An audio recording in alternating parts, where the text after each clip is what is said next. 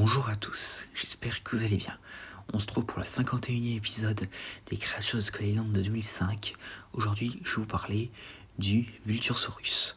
Donc, Vulturesaurus, signifiant lézard vautour, est une espèce de très petit dinosaure théropode volant dont l'envergure est de 50,8 à 63,5 cm et que l'on trouve sur Skull Island. Cet étrange dinosaure volant de navire vit dans les gouffres et les jungles de l'île.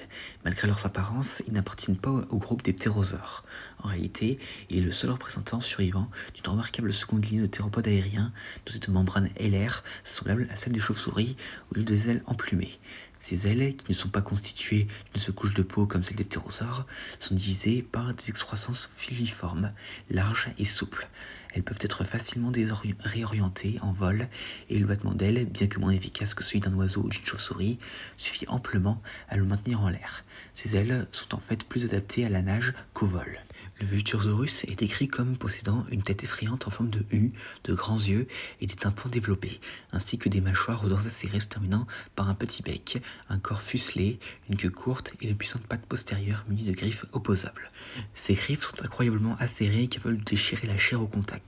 Cependant, leur constitution frêle les empêche de supporter un poids important sur leurs pattes.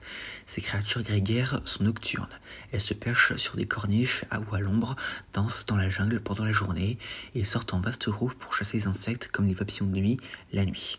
Elles possèdent une excellente vision nocturne, leurs yeux réfléchissants leur permettant de discerner les distances et les profondeurs même dans les faibles lueurs des étoiles.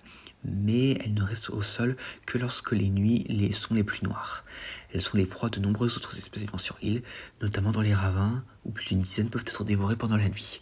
Donc alors, ces créatures n'apparaissent pas dans le film 2005, cependant, ils apparaissent dans un roman préquel du film, King Kong, l'île du crâne. Dans ce roman, un Vulturesaurus s'en prend à Sam Cayley et ses compagnons alors qu'ils descendaient une paroi rocheuse. Il en emporta un, mais ne put échapper au tir de Cayley, sa proie étant trop lourde.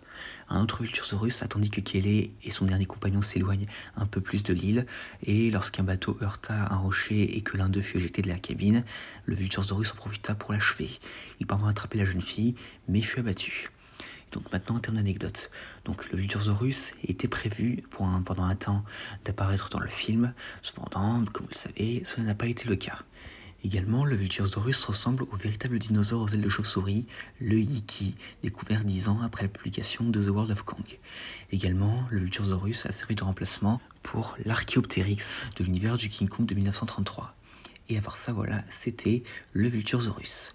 J'espère que vous aura plu de souvenir ça dans les commentaires et à la prochaine.